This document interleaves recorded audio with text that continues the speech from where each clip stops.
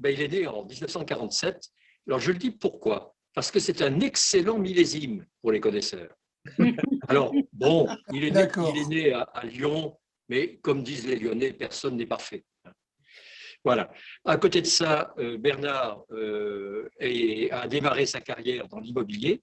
Il a travaillé d'abord dans le métier, à mes yeux, terrible, de syndic de copropriété, avant de créer une société de placement immobilier, puis même sa société de promotion immobilière. Mais Bernard était interpellé par le sens de son existence et après avoir fait en parallèle un parcours d'études théologiques, il a été ordonné prêtre par le cardinal de Courtrai, cher à la mémoire des vieux Lyonnais, quelques années, 2 ans après avoir créé Habitat et Humanisme. Alors, je ne parlerai pas d'Habitat et Humanisme, bien sûr. Voilà. Je dirais aussi, pour terminer cette présentation rapide, qu'il est chevalier de la Légion d'honneur et officier de l'Ordre national du mérite. Voilà, Bernard. À toi. Alors, excusez-moi, j'ai juste une question, mon père. Acceptez-vous que nous vous enregistrions pour les absents? Oui, bien sûr, tout à fait, oui. Merci beaucoup. D'abord, permettez-moi de vous remercier, de remercier Jean aussi, en fait, pour les mots chaleureux qu'il veut bien m'adresser. Alors, c'est vrai, Jean parle du cardinal Albert de Courtrai, qui pour moi, en fait, a été en fait un vrai père, un père spirituel qui m'a accompagné et qui avait beaucoup d'audace. D'ailleurs, c'est pour ça qu'il a été aussi bien accepté et je crois aimé en fait des Lyonnais, pour consentir que je ne fasse pas de séminaire et que, à partir des études de théologie que j'avais réalisées, il accepte de m'ordonner prêtre. Donc, mon ordination, ça fera 34 ans en fait, au mois de juin. Et Habitat Humanisme, ça fera dans quelques jours, ça sera son 36e anniversaire. Donc, c'est déjà un long parcours. Ce parcours, c'est celui, en fait, qui est marqué par des multiplicités de rencontres. Et c'est ces rencontres qui ont permis, en fait, à Habitat Humanisme véritablement d'exister. Donc, c'est pas vraiment, je ne me présente pas comme étant celui qui a fondé Habitat Humanisme. Bien sûr qu'au départ, il y a eu une idée, mais qui aurait pu rester qu'une idée s'il n'y avait pas eu des hommes et des femmes qui se sont mobilisés pour dire que cette intuition, elle était intéressante et que ça valait la peine, en fait, de tenter de la faire connaître.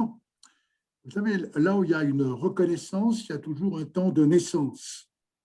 Je crois que ça caractérise bien, en fait, l'association Habitat Humanisme. Donc, le berceau, c'est Lyon, il faut un berceau à toute chose.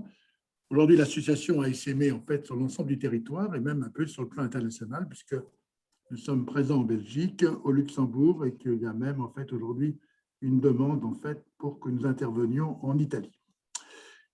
Alors, ceci étant, je dis cela, mais aussi avec beaucoup de simplicité et d'humilité qui n'est pas une humilité feinte. Toutes les années et tous les hivers, il est rappelé combien la situation, en fait, des mal logés est dramatique. Et donc, si nous avions trouvé la réponse, ça se saurait. Donc, en fait, nous balbutions des propositions. Notre démarche est une goutte d'eau, mais j'ai la faiblesse de penser que cette goutte d'eau, elle a une certaine saveur, et c'est une saveur d'humanité, une saveur qui est aussi celle un peu de la tendresse. Et je crois que ce monde a besoin singulièrement de tendresse et que les heures que nous traversons dans cette pandémie nous font aussi découvrir que tous nous avons besoin de soins. Et comme il est heureux que précisément les soignants, rappelons-nous, le premier confinement, en fait, ont été non seulement applaudis, mais ils ont été aussi des hommes et des femmes qui ont soigné notre société, qui ont soigné, en fait, finalement aussi ce qu'elle avait de plus cher pour imaginer même, en fait, des jours d'après. Quels seront ces jours d'après? Est-ce que c'est un fol espoir? Est-ce que c'est simplement une utopie? Est-ce qu'on essaye, au fond, en fait, de se rassurer avec des illusions? Il appartiendra à chacun, il nous appartient, en fait, finalement, de se dire qu'est-ce que nous allons vivre pour que ces jours d'après soient des jours aussi qui témoignent d'un certain changement. Je crois que notre association, elle est une utopie, mais elle s'est révélée une utopie concrète. Et cette utopie concrète, elle se réalise à partir en fait de trois activités. Une activité qui est celle en fait de construire, de bâtir pour des personnes qui n'ont pas de logement ou qui vivent dans des conditions de vie tout à fait indécentes.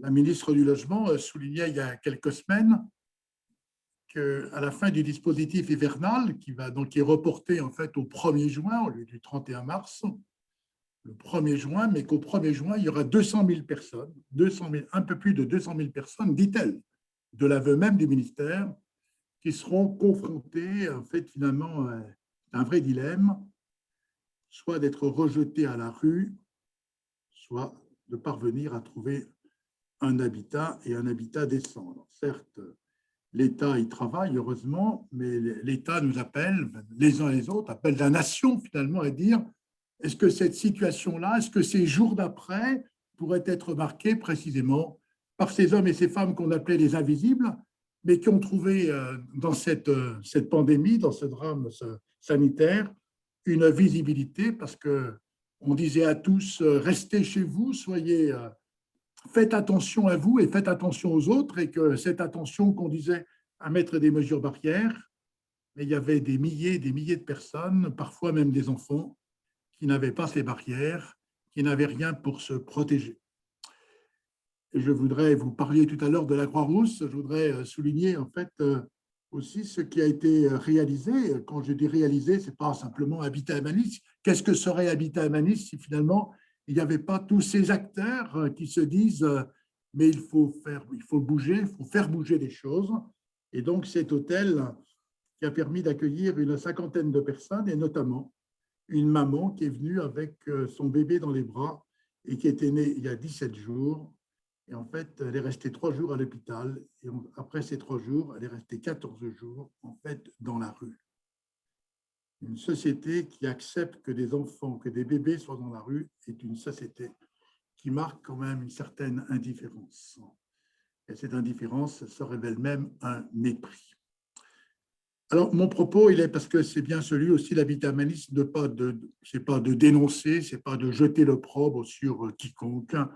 Nous avons tous et toutes nos responsabilités, et j'ai naturellement aussi les miennes, et reconnaître aussi mes insuffisances, que si elles étaient moins fortes, peut-être bien qu'il y aurait aussi de réponses qui soient plus à la hauteur, en fait, du défi à relever. Notre démarche est donc de travailler aussi à partir finalement des valeurs de notre société, et ces valeurs républicaines qui sont quand même très liées aux valeurs judéo-chrétiennes. Vous savez, il y a cette parole magnifique en fait dans la Genèse où il y aura qu'un qui dira est-ce que je suis le gardien de mon frère? Mais il y a aussi en fait ce livre, ce mythe de Babel, et notre société est encore construite sur ce mythe de Babel, où en fait les mêmes qui ont les mêmes formations, qui ont les mêmes cultures, qui font des clans au fond, et bien construisent pour eux-mêmes, pour rester ensemble. C'est entre soi. Et la Bible, précisément, ce livre, parce que c'est un livre d'humanité, nous fait passer en fait de cet entre-soi à l'autre-soi. Et il y a cette voix, incroyablement, cette voix divine, mais parce qu'elle est divine, justement, elle est magnifiquement divine, humaine, et cette voix dit, mais et les autres? Et les autres? Eh bien, je crois que s'il y avait une parole qui marque précisément en fait, le sens et la raison d'être d'Habitat Humanis, eh bien, en fait, cette interpellation et les autres. Et les autres, lorsqu'ils ne trouvent pas de logement, et les autres, lorsqu'ils sont confrontés finalement à subir un logement, et non pas un habitat, c'est des lieux pour dormir. Mais des lieux pour dormir, ce n'est pas nécessairement des lieux pour vivre. Et la pandémie a relevé dans des quartiers très difficiles, de ces quartiers sensibles, de ces quartiers perdus pour la République, mais aussi des gens où se perdent. Se dire, mais là, il y a quand même une situation en fait d'inégalité, d'inéquité, quelle alors liberté pour ces êtres, pour ces familles, pour ces personnes isolées, quelle égalité et quelle fraternité, en fait, nous suscitons. Et donc, je pense d'ailleurs qu'en fait, à partir de cette pandémie de la Covid, il y a aussi toute une réflexion qui l'a conduit, en fait, à la fois de s'interroger sur le sens de la vie de cette société qui a peur de la mort aussi, en fait, qui a peur de la mort, mais qui, dans le même temps, laisse bien des personnes dans des situations tout à fait mortifères. Et donc, il y a cette approche de la question du soin et du prendre soin.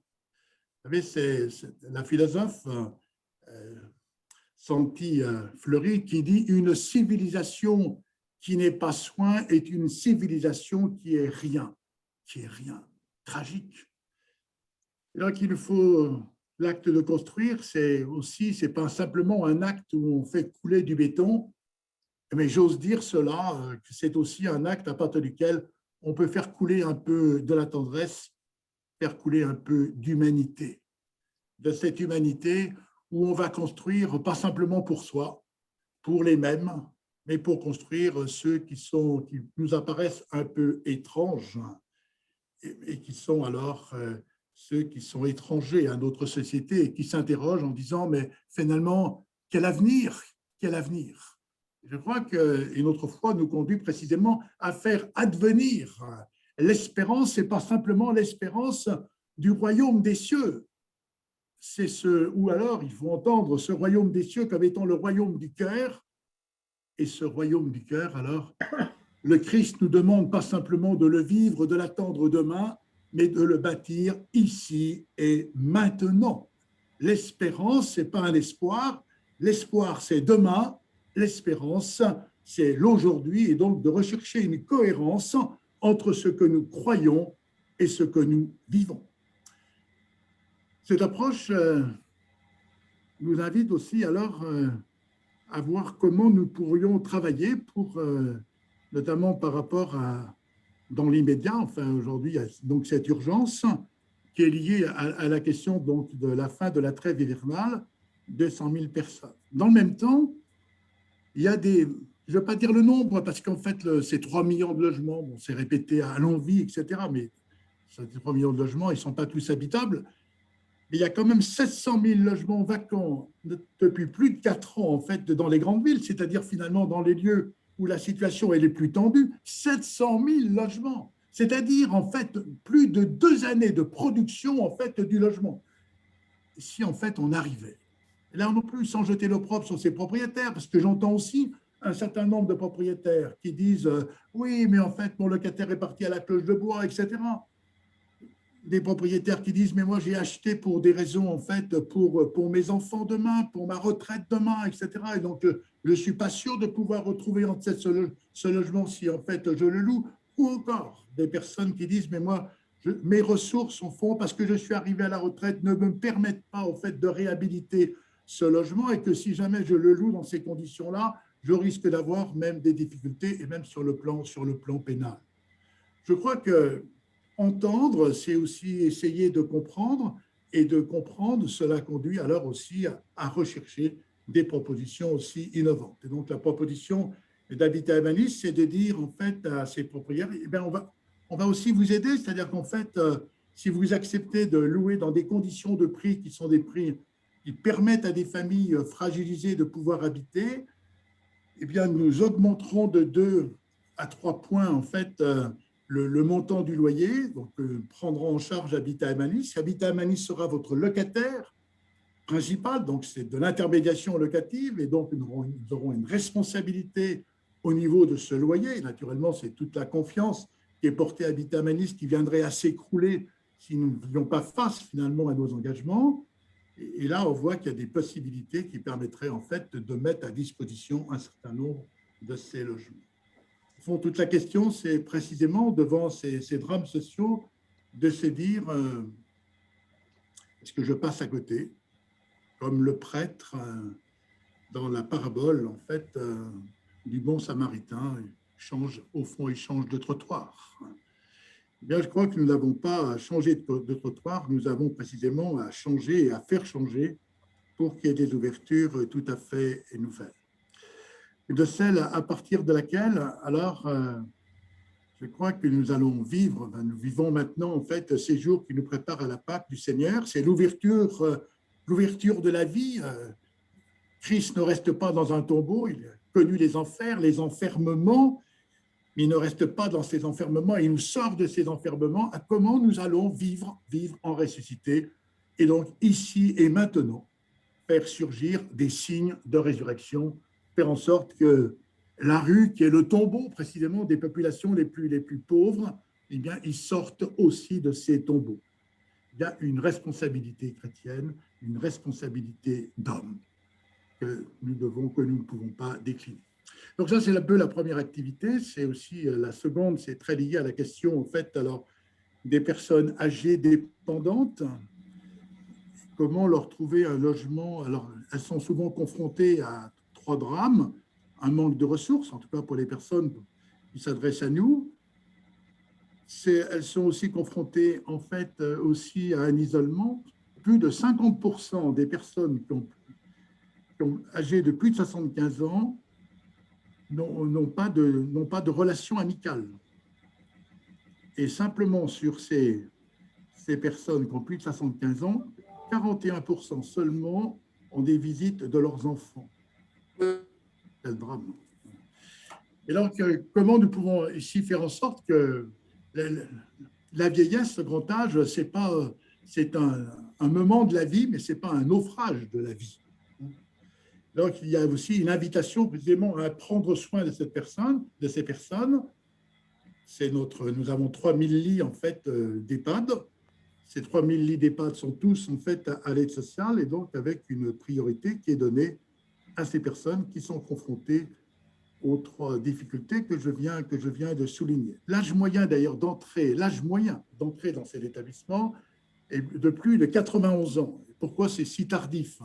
C'est si tardif parce qu'en fait, les personnes sont tellement en difficulté en fait, sur un plan social, et que souvent, naturellement, les enfants aussi sont dans des situations de fragilité, que ces parents en fait, disent mais on ne va pas peser sur la vie de nos enfants, et donc elles restent chez eux au-delà même de ce qui est pensable par rapport à un maintien à domicile qui autorise aussi d'éviter une dégradation en fait, de la dépendance. Donc, on voit là combien, en fait, il y a un véritable enjeu sociétal. Alors, à la fois, la pandémie a fait reconnaître que ces établissements étaient de véritables établissements de soins, mais dans le même temps aussi, la pandémie a fait aussi relever aussi des difficultés de ces établissements qui étaient en fait des lieux privatifs de liberté, au point, je pense que c'est excessif, mais en fait, je crois qu'on ne peut pas passer sous silence, en fait, les appréciations qui ont pu être faites. Disons, il y a deux espaces qui sont liés au monde carcéral, c'est la prison et c'est aussi les EHPAD. Quelle souffrance aussi pour les familles qui n'ont pas pu voir leurs parents, en fait, qui sont morts, en fait, dans des situations tout à fait difficiles, confrontés, en fait, à ce virus. On voit bien que là, il y a en fait, il faut rechercher, comme toujours, d'ailleurs, les crises conduisent en fait à l'imagination, à l'innovation, et nous travaillons aujourd'hui sur l'EHPAD hors les murs, Et on voit bien que l'hôpital a fait une révolution il y a 20 ans.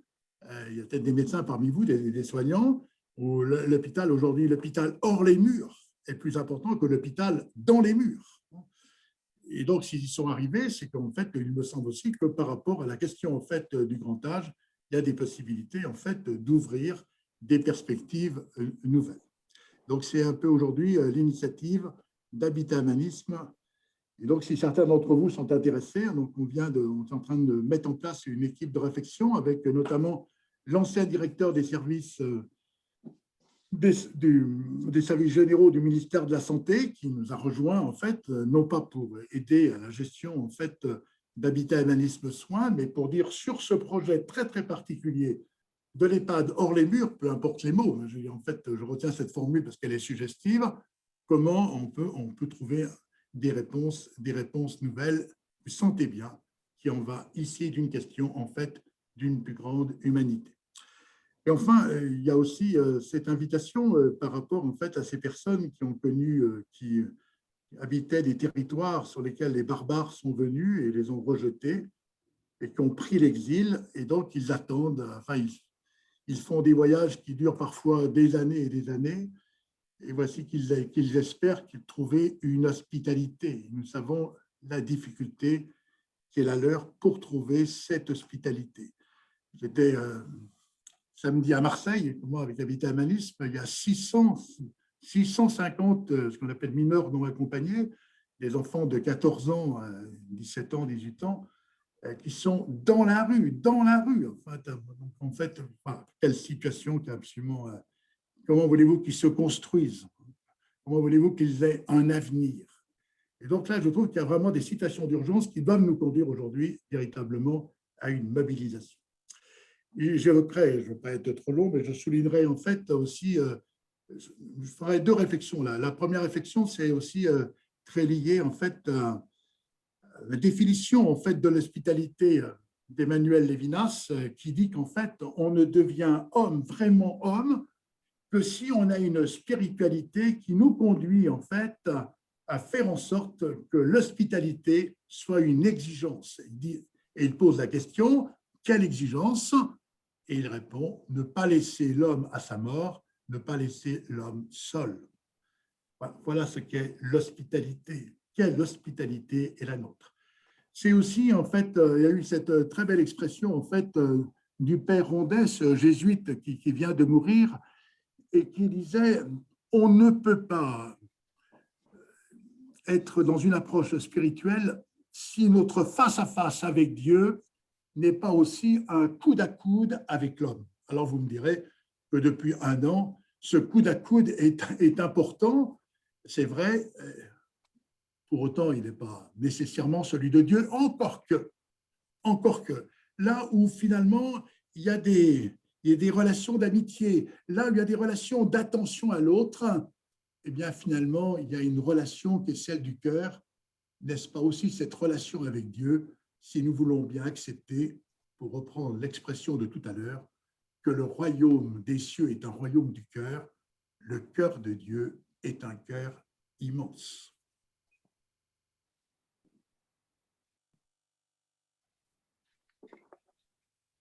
Merci infiniment, mon père, pour cette présentation. Y a-t-il des questions?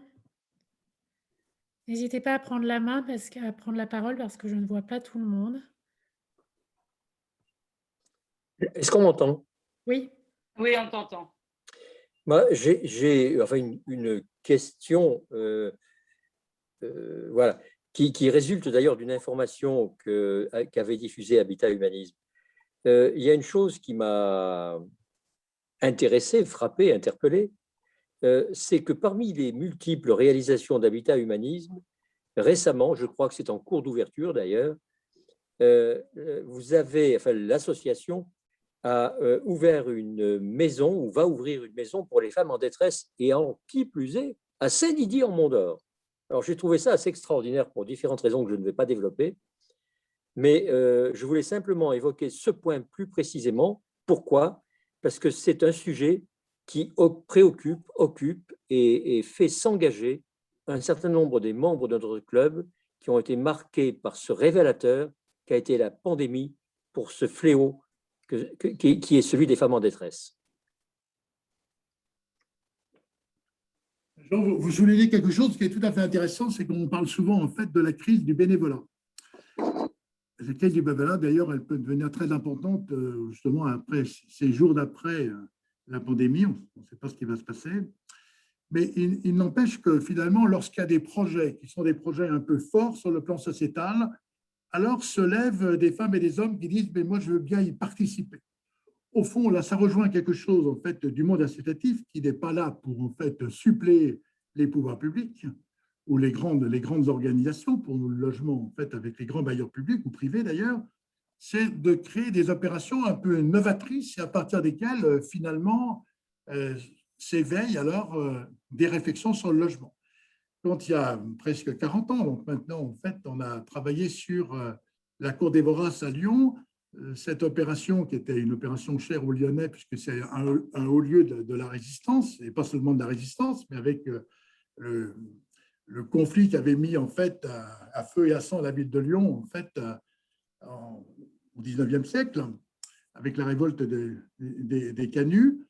Finalement, on nous a dit, mais vous n'y pensez pas, cette opération, en fait, ce n'est pas fait pour ces populations-là, il faut les faire partir, etc. Et donc, on a réalisé avec eux, sans que les personnes sortent en fait, de leur logement, en fait, une opération qui a duré, bien sûr, pour respecter en fait, aussi ces personnes quand il y a des travaux aussi importants, leur vie familiale. Mais ça a donné en fait, des résultats tout à fait intéressants sur un plan humain. Et puis finalement, à partir de cette démarche, des grands bailleurs ont dit, mais si une petite association comme Habitat Humaniste, surtout qu'on était à 40 ans, n'existait pratiquement pas, hein, est capable de faire cela, est capable, non pas parce que c'est elle qui est capable, mais c'est ces hommes et ces femmes, encore une fois, qui ont donné cette capacité, qui ont donné ce souffle à faire surgir précisément en fait, de nouveaux passibles. Et je crois que là, nous sommes attendus et nous sommes bien dans cette situation précisément d'une approche spirituelle. Je crois que la question du respect, je viens de le souligner, et vous l'avez souligné, Jean, par rapport à ces femmes aussi, souvent ces femmes battues, etc., qu'est-ce que nous pouvons faire, etc., quel respect nous pouvons avoir. Et le respect, c'est assez intéressant de se rappeler que l'étymologie, en fait, du mot respect veut dire regarder deux fois, regarder deux fois. Il y a ce premier regard qui est des fois ce regard où, en fait, on dit on n'arrivera pas finalement, ce n'est pas possible. Et puis, il y a ce deuxième regard qui est un regard plus intérieur et donc un regard plus d'une vie intériorisée à partir de laquelle, vous savez, en fait, comme François d'Assise, avec le baiser du lépreux, eh bien, on se surprend finalement à travers cet autre regard à faire naître non pas des impossibles, mais des ouvertures. Là aussi, je crois que notre société est appelée à s'inscrire, si elle veut avoir un avenir, à vivre ce profond respect, cet autre regard. Ce regard qui conduit aussi d'abord nous-mêmes à changer et à faire changer.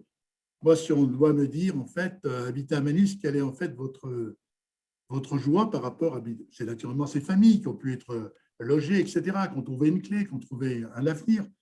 Mais c'est aussi, en fait, ces hommes et ces femmes qui, comme nous tous ici, de même culture aussi, et qui, à travers ces rencontres, ont apporté des regards qui deviennent des regards aussi, en fait, d'hommes et de femmes qui sont plus attentifs à la situation de la fragilité.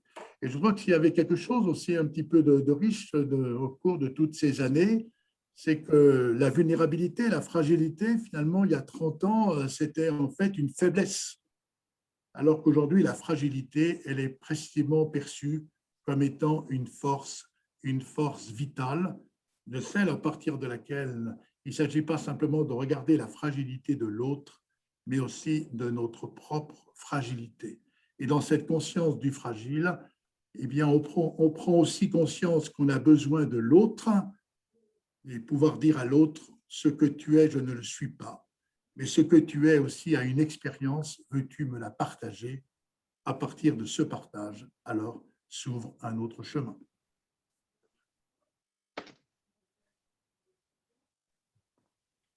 Merci, mon père. D'autres questions, commentaires, interventions?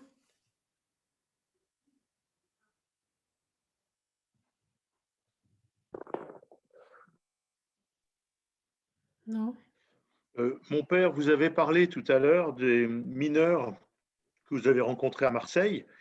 Et évidemment, moi, c'est un drame épouvantable. Il y a eu pas mal d'articles dans les journaux indiquant qu'ils avaient effectivement des logements à l'hôtel dans le meilleur des cas, mais qu'ils n'étaient jamais encadrés. Et au fond, est-ce que le problème, peut-être pas numéro 1, mais numéro 1 bis, c'est pas justement cet encadrement et cette manière de les faire aller dans une direction et pas les laisser partir dans les mauvaises directions? Mais vous avez tout à fait raison. Je crois qu'en fait, je suis tout à fait… Votre propos est très, très juste. On ne peut pas laisser un jeune de 14 ans, de 15 ans, en fait, aujourd'hui, en fait, non seulement à la rue, mais en fait aussi de le laisser dans une chambre d'hôtel ou en fait dans un appartement, dans une cohabitation avec 3 autres copains qui sont en fait aussi des mineurs. Enfin, je veux dire qu'en fait, non, c'est pas possible. Sur Saint-Didier-au-Mont-d'Or, en fait, on a une opération qui fait… On accueille une 50aine de jeunes depuis 2 ans. Le maire… quand j'avais été lui demander l'autorisation, s'il acceptait sur cette opération qui appartenait d'ailleurs à Habitat Humaniste, Enfin bon, c'était normal que le maire aussi, en fait, on ne peut pas rentrer en opposition avec lui. Et il m'a dit, écoutez, pas très favorable, parce qu'en fait, politiquement, ça va peut-être me coûter en fait ma place de maire. Et je vais réfléchir. Puis il m'a rappelé, il m'a dit, bah, écoutez, voilà, moi, mon problème, dit-il, je n'ai pas eu d'enfant. Alors je dis, ben là, si vous l'acceptez, vous en aurez 50 d'un coup. Et en fait, aux dernières élections, en fait, il a réussi son mandat, en fait, pas au premier tour, mais il avait 48% en fait au premier tour. Donc en fait, et j'ai eu qu'une lettre, une seule lettre. C'est un marqué à souligner parce que je trouve qu'avant moi, il y a plein d'ouvertures. Au fond, les gens ont bien plus d'humanité qu'on veut bien le croire. J'ai eu qu'une seule lettre d'une personne en fait de cette commune résidentielle, et la personne me dit, voilà, cette lettre, d'abord, un, je ne veux pas que vous disiez mon nom, que deux, que vous n'en fassiez pas une histoire, parce que d'abord, je suis heureuse, dit-elle, qu'il y ait ces gosses qui soient en fait, qui soient justement, comme vous dites, qui soient encadrés, qui aient un avenir, etc. Nous, on a mis un certain nombre de ces mineurs accompagnés aujourd'hui en apprentissage, et donc ils ont un avenir, et notamment par rapport à l'aide à la personne, et dans nos EHPAD. Et elle me dit, voilà, il y a eu dans un bus, ils ont fait un peu, bon, vous avez dit, bon, peut-être un peu, je ne sais pas, mais enfin, en tout cas, elle dit, c'était un peu compliqué pour nous, personnes âgées. Mais elle dit surtout, n'en faites pas une histoire, parce qu'en fait, aussi, ils sont des vivants et on a besoin aussi de savoir qu'en fait, en les aidant, il y a aussi une possibilité finalement pour qu'ils aient aussi un avenir. Vous avez raison, c'est le problème de l'encadrement. Et donc, par rapport, en fait, ce qui est vrai à Marseille, c'est vrai, moi, je vous parle de Paris, là, mais aujourd'hui, on a un vrai problème aussi. Hein. Je suis demain avec le préfet à l'égalité des chances pour l'Essonne, pour justement, dans ces quartiers extrêmement difficiles, en fait, de dire, mais qu'est-ce que nous pouvons faire? Et l'habitat humaniste n'est jamais intervenu, parce qu'en fait, on a fait la plus facile, en fait, de faire de la mixité, en fait, dans des quartiers socialement équilibrés. On ne s'est pas fait avec des amis, hein, d'ailleurs. Enfin, bon. Mais quand on prend à Lyon, par exemple, cette opération qui est rue Tronchet, en fait, elle est magnifique, cette opération, en termes d'architecture. Donc, ce n'est pas moi qui suis architecte, donc je peux en parler très, très, très simplement. Et on a entendu, en fait, on a eu plein de procès, etc. On a entendu les barbares arrivent. Et aujourd'hui, il n'y a pas de barbares, en fait. Il n'y a que des hommes et des femmes qui se sont construits, qui se reconstruisent. Hein. Et comme c'est bien qu'en fait, le lycée du Parc aussi est permis, en fait, vous avez demandé à l'époque, M. Jean-Pierre Bravo, qui était le proviseur de ce lycée, et qui dit, voilà, moi, tous mes étudiants, en fait, ils sont tous issus de familles, bien sûr, qui sont un peu privilégiées. Alors, il dit, mais j'ai été voir, en fait, mes collègues dans ces quartiers sensibles. Il dit, alors, vous n'avez pas d'enfants qui sont susceptibles, en fait, de jeunes qui sont susceptibles de faire ce type d'études? Ah si, mais ils n'ont pas les codes. Ah ouais, c'est quoi les codes? Ah ben, ils n'ont pas les codes sociaux, mais les codes, ça s'apprend naturellement. Deux, en fait, les familles sont en situation très difficile et donc, en fait, ils font des études courtes. Et trois, vos classes d'excellence sont dans les quartiers les plus excellents. Et donc, naturellement, il n'y a pas de place. Et donc, on voit bien que cette approche de la mixité, c'est aussi de cette approche d'une fraternité, celle que notre pape François souligne avec beaucoup d'intelligence, cette intelligence de l'autre. Merci.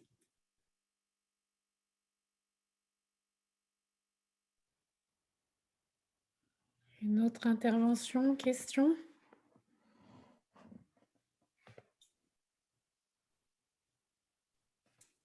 Je n'en vois pas. Je ne sais pas si Ludovic, tu veux dire un petit mot de conclusion avant que nous libérions le père de Verre. Non, je voulais simplement le remercier. Je trouve que c'est très intéressant. J'ai bien aimé le rappel de la définition du respect, regardé par deux fois. C'est vrai que enfin, pour moi, ça a vraiment fait écho. De temps en temps, c'est bien de revenir sur des définitions comme ça, et je trouve que ça a vraiment fait écho. Donc, je voulais vous remercier pour cette intervention qui est plutôt, voilà, qui permet de nous éclairer un petit peu et ça va nous mobiliser aussi pour continuer un petit peu nos actions vis-à-vis de toutes les personnes qui sont en difficulté en grande partie à cause de cette crise sanitaire, mais il ne faut pas cacher non plus qu'il y en a qui le sont bien avant. Vous avez raison de se fier, ça va aggraver la situation. Hein. Là, j'étais ce matin, là, je veux dire, j'avais rendez-vous à 8 heures ce matin, 11 boulevard des Batignolles, avec quelqu'un qui est un Pakistanais qui est en France depuis 20 ans, qui était professeur en fait d'anglais dans son pays, qui a créé une échoppe, simplement son échoppe, c'est 19 mètres carrés. Les problèmes familiaux, etc., fait qu'en fait, bon, cet homme est aujourd'hui, depuis quelques années, il est seul, il vit dans son échoppe et il n'y a même pas de point d'eau. Et la situation dans laquelle... Alors, comme il n'y a plus de touristes, il n'y a plus d'activité, il a un chiffre d'affaires, écoutez bien, de 200 € mensuels et il paye un loyer de 800 € mensuels. Il a des dettes d'électricité importantes, mais comme ce n'est pas un logement, puisqu'en fait, il vit dans son échoppe, naturellement, en fait, aujourd'hui, il y a une condamnation qui arrive. En fait, il n'y a aucun moratoire pour un temps possible. Alors, nous travaillons pour faire en sorte, j'ai lancé un appel ce matin à Radio Notre-Dame, pour voir comment on peut aider, et puis on va ramener, il ne peut pas rester sans Paris, parce que sans Paris, en fait, le coût des logements est tel, et l'attente, c'est des années, donc on ne va pas faire attendre des années, parce qu'il serait dans la rue. Je vais le raccompagner la semaine, je vais le chercher la semaine de Pâques, et je vais trouver un petit logement, en fait, sur lui. Voilà, donc vous avez raison de dire, en fait, aujourd'hui, le logement, c'est le syndrome, en fait, de beaucoup de difficultés, hier, et malheureusement, avec ceux qui vont peut-être arriver demain. Essayons d'être un peu présents. En tout cas, je vous sais gré de votre invitation. Merci. Merci encore. Merci beaucoup, Père. Bonne soirée. On vous libère. On vous libère si vous voulez, si vous le désirez.